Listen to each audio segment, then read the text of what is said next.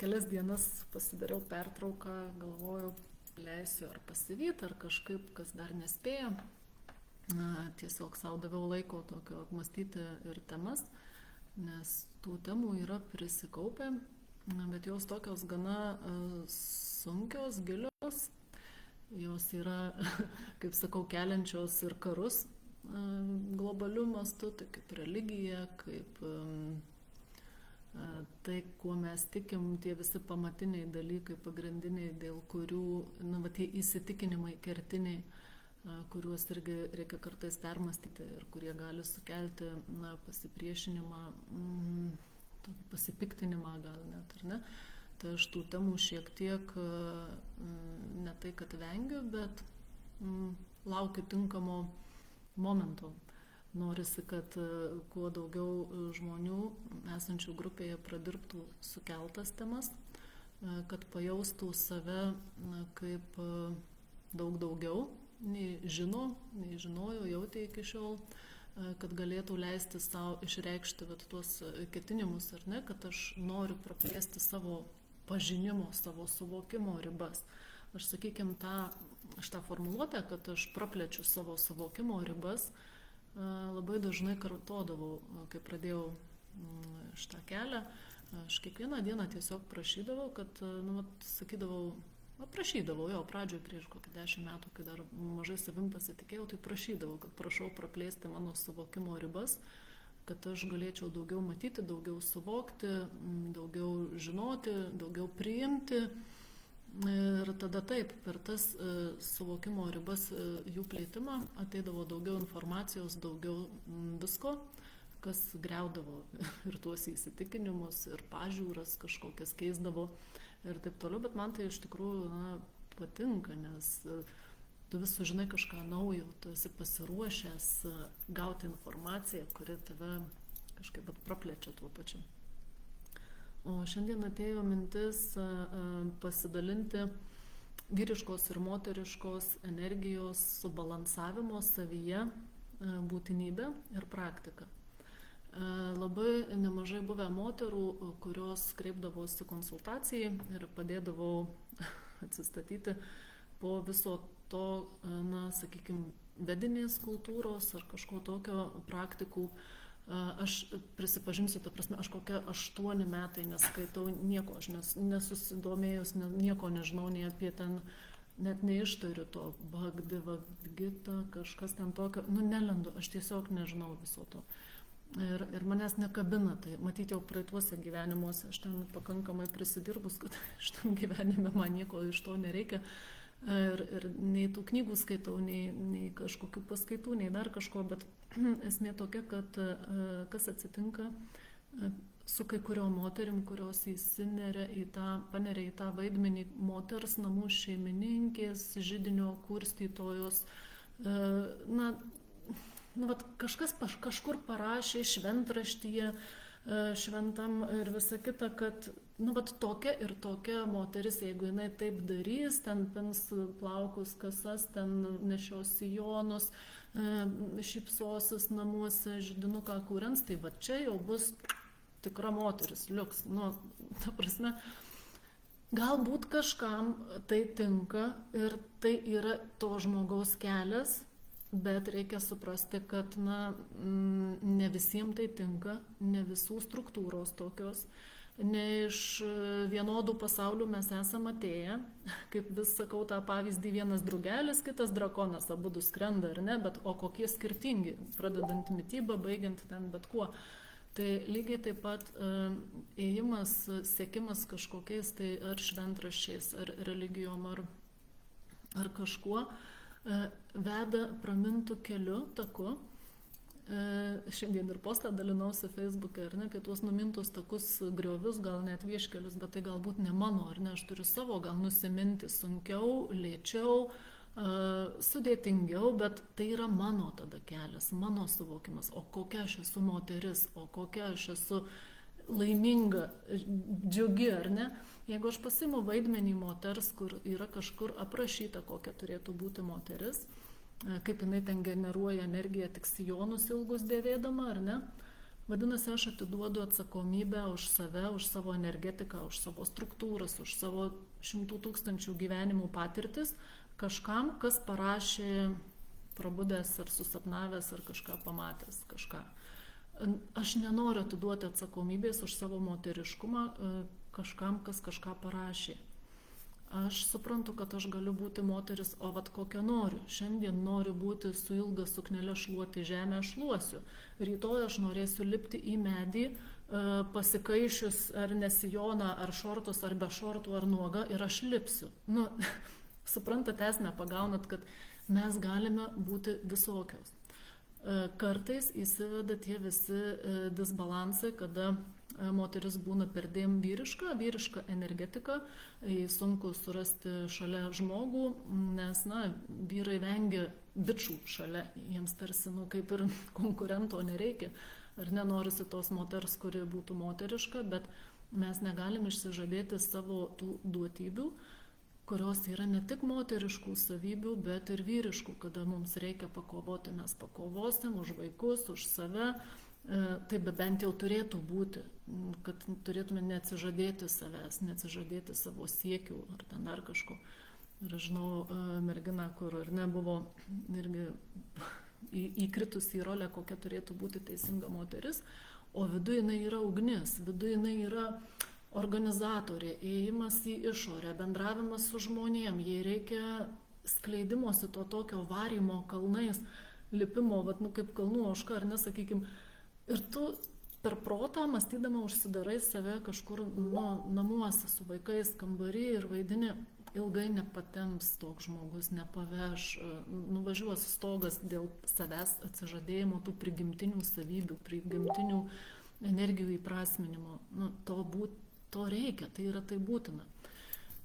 Kaip padaryti tą balansą, kaip žinoti, ar pas mane yra vyriškos, moteriškos energijos balansas ar ne, nes kiekvienas mes jos turime tiek tos energijos, tiek kitos. Manyje yra tiek moteriška energija, tiek vyriška. Koks skirtumas, ar ne? Pavyzdžiui, pajausti, eina vyriška ir moteriška energija keliu. Takelis siauras ir ant jo yra akmuo didelis užvirtęs. Moteriška energija, jinai aptekės, apeis kažkaip, ten taip, švelniai. Vyras, vyras, vyriška energija griebs tą akmenį, ten išraus, numes ir visa kita. Tai toks skirtumas, kaip sprendžiamos problemos. Ir mes galim savyje tai jausti, aš einu dabar į situaciją ant vyriškos energijos ar ant moteriškos. O kokios energijos reikia tai situacijai? Ar man reikia čia draskytis, dantim nagais kabintis ir vis tiek pasieksiu savo tikslą, iš principo padarysiu? Ar aš galiu ramiai taip biškai atsitraukti, taip, pažiūrim, kas čia gausis, palaukiam, gal kažkas praplauks, praeis. Tai tam reikia to pajautimo išminties, kada kokią energiją naudoti, nes mes galime naudoti jas abi. Bet būna situacijų, kada mes nemokam arba mūsų ta energija kažkur būna nuėjusi. Papasakosiu konkretų pavyzdį, kaip aš dirbau su savo energijom. Ir tą galima, čia vėlgi namų darbas, pradirbimui, pasižiūrėti, pasiruošit. Darbui su savim, išsivalot savo ryšio kanalą, praplečiat, pasiimat energijos žinias, kurių jums reikia šiam darbui. Taip, ir jums suprantamų būdų, kad jums parodytų, kaip atrodo vyriška ir kaip atrodo moteriška energija jūsų konkreti jumyse. Ar jie draugauja, kaip porą galite įsivaizduoti, ar jie bendrauja, ar jie susipykę, ar jie kartu gyvena, gal jie išsiskyrę, gal kažkuris tai tingi, guli, nedaro nieko, o kita energija, ar vyriška, ar moteriška varo viską, laiko visus 4 kampus. Tai yra toks pradirbimas, kada pamatai, kaip atrodo mano ta vyriška ir moteriška energija, koks yra santykis tarp jų. Tas santykis, kaip minėjau, gali būti visoks. Jie gali būti gražiai, kaip pora, mylimieji, viskas tvarkoja, tai yra siekiamybė, pasiekti tą vaizdinį, pradirbti taip, kad jie bent jau nesipyktų ir būtų poroje. Bet pavyzdžiui, kai aš tai tvarkiau, mano energija buvo vyriška. Mano energija buvo išėjusi pas mano vyrą. Tiesiog aš jos pas save neradau, to vyruko, vaikinuko neradau. kažkodėl mačiau tik moterišką energiją ir tai buvo tas etapas, kada aš buvau namuose su vaikais, jie buvo maži, neturėjau jokių socialinių įsipareigojimų ir veiklų. Ir man tai iš tikrųjų trukdė tame, kad aš tokia jaučiausi silpna, apribota, priklausoma nuo savo vyro.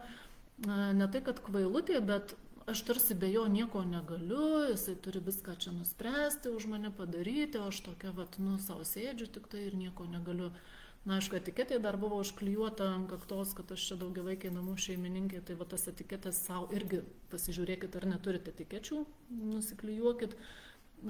Jų nereikia etikečių klijuoti nei savo, nei kitiem, nes jos apriboja ir tada veikia tik tos etiketės ribose. Tai mano energija buvo pas vyrą, aš ją buvau atidavus, todėl kad, man tai nereikia dabar tos vyriškos energijos, tai vyras eina į darbą, dirba, uždirba, tai gal jam jos reikia labiau tos vyriškos energijos. Kas vyksta subtiliam lygmenį ir fiziniam lygmenį, kai taip nutinka? Vyras jaučiasi paturbintai, kad turi dirbt, varyt, jis turi dvi vyriškas energijas, savo ir mano, ir tada jis varo, jam atrodo, kad jis turi šeimą išlaikyti, negali nei pailsėti, negali savo skirti dėmesio ir laiko, nes, jį tai skatina vidinės tos energijos. Jom reikia darbo, jom reikia išsikrauti ir jis nežinojo, kur jam dėtis. Jisai dirba, grįžo, tai reikia į tenisą, tai reikia į krepšinį, tai reikia ten, sportas, mocai, dar kažkas. Jis nežinojo, kur padėti tą savo vyrišką energiją. O aš nesupratau, kas darosi. Aš čia vargšiai vienas sėdžiu namuose, man nieks nepadeda su vaikais, bet tyliu, nesakau, nes moteriškas nuryti nuoskaudas, neišsakyti, kaip aš čia jaučiuosi. O vyriškos energijos tai neturiu, kad pasakyčiau, palauk, stok biški, dabar noriu aš tau papasakot, kaip aš jaučiuosi. Ir kai aš tą pradirbau ir pamačiau, kad nebeturiu vyriškos energijos ir jinai pas vyrą, aš tiesiog, gerai, o kodėl? O kodėl, per kokią emociją aš išvijau tarsi tą vyrišką energiją iš savęs? Išvijau per tą emociją, kad, tas nepasitikėjimas savim ir atsakomybių atidavimas kitam. Aš turėjau norėti susigrąžinti atsakomybės savo už save, už savo gyvenimą, už savo sprendimus, už savo tai, ką aš darau, kad nebijoti priimti tuos sprendimus ir atsakomybės. Tai tą baimę turėjau savyje keisti, transformuoti į drąsą gyventi, drąsą klysti, drąsą nemokėti, pripažinti, kad suklydau, tas atsakomybės savo susigrąžinti, tai atsakomybės susigrąžinti, tai irgi galime įsivaizduoti kaip, maišus kažkokius, aš turiu savo maišelį kažkokį, ką turiu panešti ir kiti turi. Ir jeigu aš kažkam atiduodu savo maišelį, tą atsakomybės, tas kažkas ten tempia, kriokia, jam sunku, o man eina pasekmės, kad aš savo nepraeinu, savo nenešu. Aš atsiprašau to žmogaus, susigrąžinu savo nešulį, savo atsakomybę, savo svorį, tai duoda stabilumo, duoda pagrindo po kojom, tokio svorio, esi tarsi įsižeminęs, tada gali dirbti jau čia kažką daryti, materializuoti, neplaukioji padebesiais ten kažkur. Tai susigrąžinu tos atsakomybės, atsiprašiau mintyse savo vyriškos energijos. Aš tarsi leidau jam grįžti, tam vyriškos energijos atstovui, mano tai daliai, struktūrai, leidau grįžti pas mane. Ką aš įsivaizdavau? Aš įsivaizdavau, kad yra mano širdis dvasinė ir ji yra mano energijos namai, mano vyriškos ir moteriškos energijos namai. Tai ir tą širdį tarsi išvaliau, paruošiau, kad būtų jau ten smagu, malonu jiems gyventi. Ir ta vyriška energija grįžo pas mane, toks jaunuolis, toks atrodo viską, tas vaizdinys ir atrodo jis taip atsileidžia tokiam kaip šezlongė krėslė ir, my God, pailsėsiu, varė paturbintai tiek laiko, o dabar grįžo namo, kur gera, jauku ir atsileis biškai pailsės. Fainas tas vaizdinys toks buvo ir aš kai jį pamačiau, taip, tikrai, atsiprašiau mintyse tos savo vyriškos energijos ir paskui pailsėjo ten jau po kažkiek laiko ta vyriška energija, su moteriška savo energija, kaip sakant, supažindinau, jie ten tokie, susipažino, susidraugavo, viskas tvarkoj, kaip ir moteriška energija buvo šiek tiek FIFA pasidarius, irgi toks vaizdinys, kaip panelė ilgais nagais, tokia tipo, nežinau, ar čia tu man čia dar tinki. Filmus galima pastatyti iš tų vidinių matymų, kas ten vyksta ir juokas ima, bet aš tiesiog dalinuosi savo, ką aš praėjau, jūs žiūrėkit, kaip jums ateina.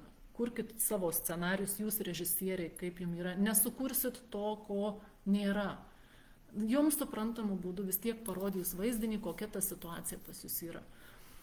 Ir dar kokia esmė. Jau kai susigražinat savo vyrišką ar moterišką energiją, kai jau jie ten viskas tvarkoje gyvena, tvarkingai, gražiai ir panašiai, reikia jų tarsi paklausti, su jais pakalbėti, ar jie žino jūsų šio gyvenimo planą. Nes tos energijos, kurios yra mumyse, jos vedančios yra, jos veda mus mūsų gyvenimo keliu, kaip orientyrai, kaip pojūtis vidinis, ar čia aš teisingai renkuosi, ar aš čia teisingai darau, jeigu pasirinkau kažkokį veiksmą daryti, ar man pakaks jėgų ir energijos tą pasiekti, tą atlikti. Ir tai daro ta mūsų vidinė energija, vyriška, moteriška, mes tada renkamės, su kokia energija einam į tą situaciją. Ir kada jie žino mūsų šio gyvenimo planą, jiem tada daug lengviau, aš taip dabar skirstau jiem, bet tai yra mano dalis, mano struktūra, man lengviau priimti tuos sprendimus, eiti kažką ir daryti.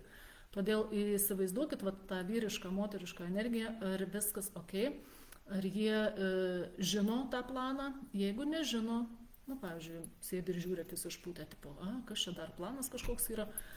Taip yra, aš tiesiog sakydavau, įsivaizduoju, vis tiek girdėję esate, tai yra tos Akašos įrašai, kronikos, tas kvantinis visatos kompiuteris, kur yra visa informacija apie kiekvieną iš mūsų, tai kaip biblioteka galite įsivaizduoti, kaip kažkokį, kompiuterių salę, kaip jau jums patogiau. Aš tiesiog nusiunčiau juos abu susirasti mano šio gyvenimo planą tenai, jį perskaityti ir grįžti pas mane. Tai toks vaizdinys ir buvo, kad jie ten nuvaro, susiranda, sėdi, skaito ir grįžta. Ir tada toks ateina, visi savo vietose, visi viską žino, judam į priekį. Tai tas energijų susirankiojimas, subalansavimas, jisai ir duoda, kaip minėjau, tą tokį pagrindą po kojom, leidimą savo būti visokio, kokio nori. Reikia vyriška, reikia moteriška ir be jokių tokių ten apsiribojimų ar apribojimų, nes sociumas aplamai, socialinė erdvė, visi tie, kur pasakojau kažkada apie socialinius filtrus, religija, tautybė, vieta, kur gyvenam, mus labai apriboja, labai. Ir mes elgiamės pagal tai, kaip iš mūsų tikimasi, kaip iš mūsų norima. O aš kalbu apie laisvę būti unikaliu, tokiu, koks esi, apie tokią laisvę, su kuria gimėm čia iš tą žemę, atėjom sukaupę 1000 gyvenimų patirtis. Ta mūsų spalva, unikalumas toks nuostabus, kad leisti kažkam tai apriboti, nukarpyti sparnus, uždėti ant tuos antkaklius visokius tuos, kam tai naudinga.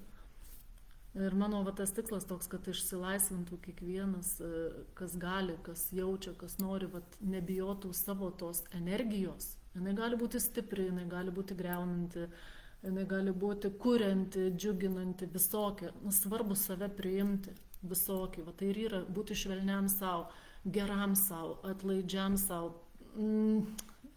palepinti save. Mes kitus mylim, galim kitiems daug ką atleisti, bet save tai nusiplaktume labai greitai, ar ne? Tai tas savęs nusiplakimas, jisai, mes kiekvieną kartą atsisakę savęs, atsižadėję savęs, pamynę save, mirštame kiekvieną dieną, tada atgimstame iš naujo, naujai dienai vėl bandyti daryti. Tai norėtųsi, kad, jau kaip sakant, braukiam brūkšnį, susirenkam, susitvarkom ir stebim savo tas spalvas, savybės asmeninės, kur, kuo, kaip dar galėtume pasireikšti.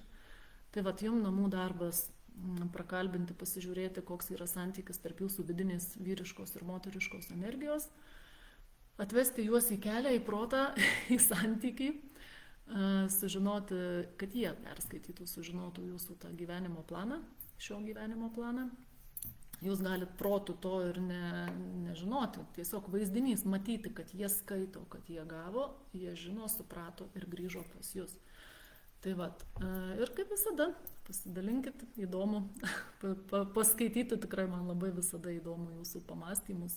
Mintis, jeigu kilus klausimų, kažkokių susidursit, nežinosit, ką su kuo daryti, kažką pamatysit, visadagi galite rašyti ir asmeniškai, ir grupėje, tai kuo galėsiu, tuo padėsiu. Gero likusio laiko, kam iki.